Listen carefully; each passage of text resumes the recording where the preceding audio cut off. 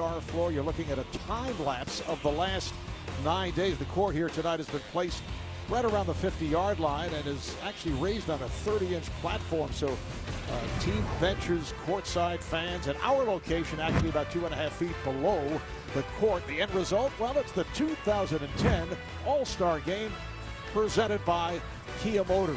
As we take a look at the Taco Bell starting lineups for the Eastern squad. On the front line, it's LeBron James of the Cavaliers having a sensational season. Kevin Garnett of the Boston Celtics. Dwight Howard of the Orlando Magic in his 4th All-Star game. Backcourt of Dwayne Wade of the Miami Heat and Joe Johnson of the Atlanta Hawks starting for Allen Iverson. The West winners of last season's All-Star game in a wild one. They shot 61% from the field. Up front, Tim Duncan of the San Antonio Spurs, Carmelo Anthony, Denver Nuggets, Amari Stoudemire of the Phoenix Suns.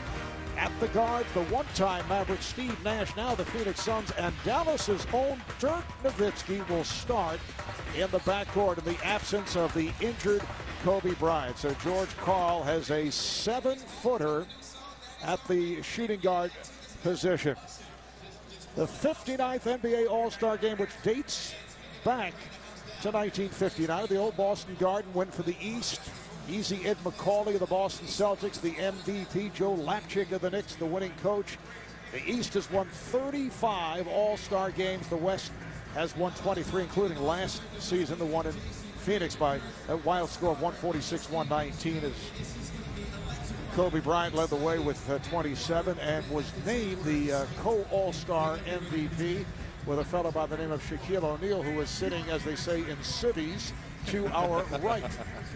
Well, Marv, you know what? 9 first-time All-Stars. You talked about that in our open. I'd like to have a heart monitor on those guys right now, just feeling the excitement. Reggie, you had your first time as an All-Star, so did I, and I can't imagine it being in a place like this. Well, it's funny because when we had a chance to speak with both coaches and they went to their respective squads and asked them who really didn't want to play and play limited minutes, and Paul Pierce and Kevin Garnett won't play a lot. I'm wondering, once they ran out here and saw close to 100,000 people here and the fans' reaction, maybe they're rethinking that choice. They're trying to play a little bit more minutes in front of this fabulous crowd.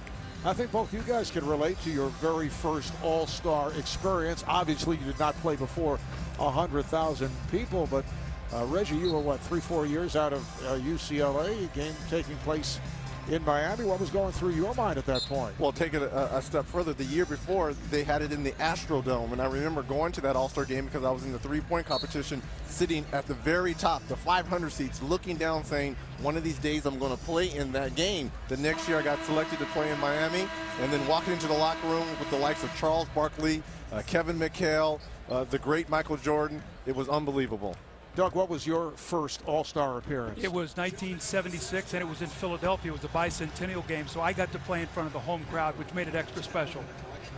And Doug, you coached the All-Star game in Cleveland, and that was a game where the 50 greatest players were being honored, and you had Michael Jordan on your squad. You had Glenn Rice on his way to a scoring record, chasing Wilt Chamberlain, and you had, as I recall, Michael Jordan over at the scorer's table ready to report in, and you said, come on back. Well, I just walked down and said, go come back and sit back down on the bench here. You're not coming out of the game, right? But actually, I did get ready to put him in the game, and I sort of sheepishly went down and said, Michael, can Glenn Rice stay in the game here? He's about ready to set a record. He said, no problem. He went on to score. We put Michael in the game, won the game, and Michael was very happy because he got the winner's share of the money, which he always wanted to leave town with. Ladies and gentlemen, please welcome. And right here, we'll check in with our public address announcer, Mark Followill. Dirk Nowitzki.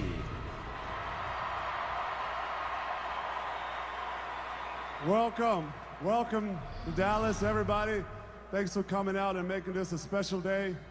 Enjoy the show. And I want to say everything is bigger in Texas. Thank you, guys.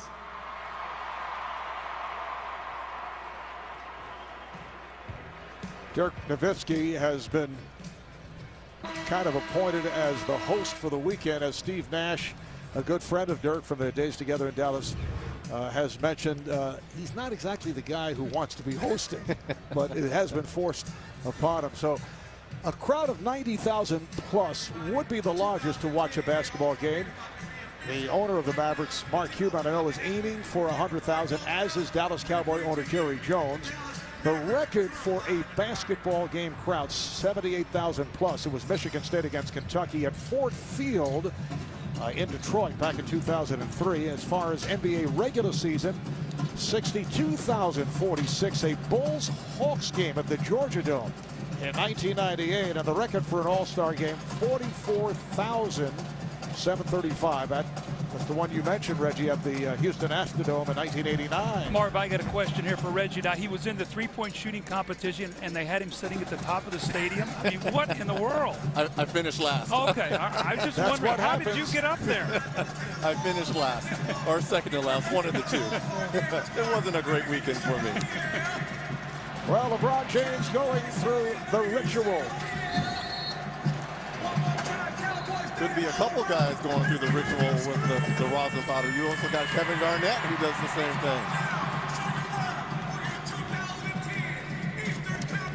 thing. The officials all working their very first All-Star game. Scott Foster in his 16th NBA season. James Capers in his 15th. And Derek Richardson in his 13th.